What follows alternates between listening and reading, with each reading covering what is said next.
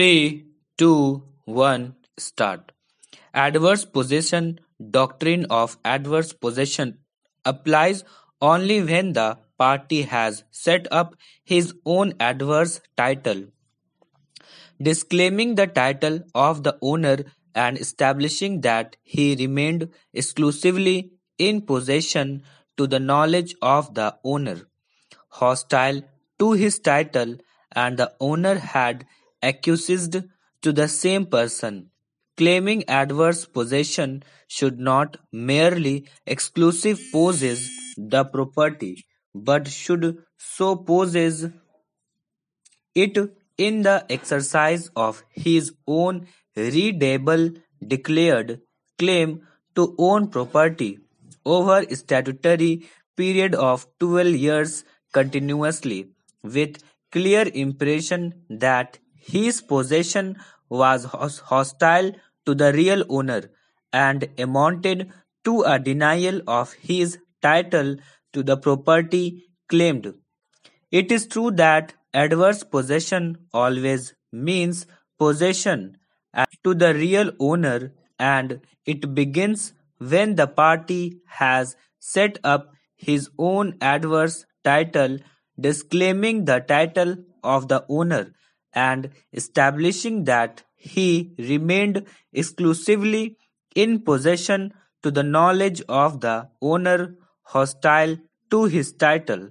Thus, a party who has based his claim on the basis of title cannot at the same time take plea that he has also acquired his title by adverse possession.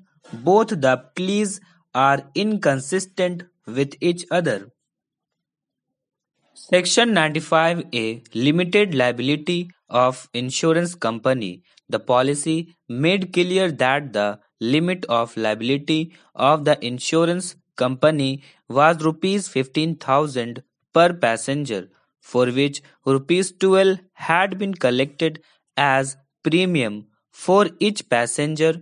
Entire liability shifted to the insurance company by the tribunal held to be without application of mind to the words used in the insurance policy. The insurance company held liable to pay rupees 15,000 only and rest to be realized from the owner liberty given to release the excess payment from the owner by initiating certificate proceeding. Full stop. Section 110 Rush and negligent driving. Onus lies on the claimant to prove the same. The claimant is required to bring on record such evidence which would speak for itself that the accident is due to rush and negligent driving. In the present case, the vehicle fell in a ditch and thereupon turned turtle 3 times. The vehicle in the normal circumstance could not fall in the ditch and thereupon turn turtle thrice. The initial burden to prove that the accident was due to rush and negligent driving was duly discharged by the claimant. The onus is now shifted on to the owner to plead and prove that by reason of either mechanical defect or some defect of the road the accident occurred. No such step was taken. The claimants were entitled to be compensated for the death due to the accident in question. Full stop.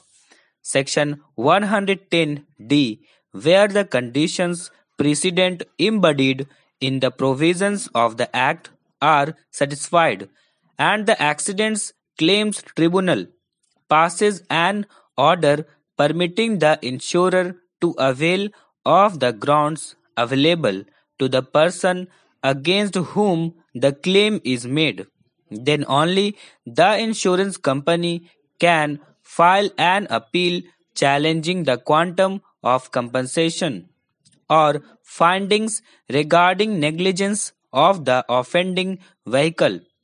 The insurance company did not take permission under Section 110C of the Act from the tribunal to contest the claim on all or any of the grounds available to the owner of the vehicle. Quantum of compensation cannot be challenged in the present appeal. Full stop.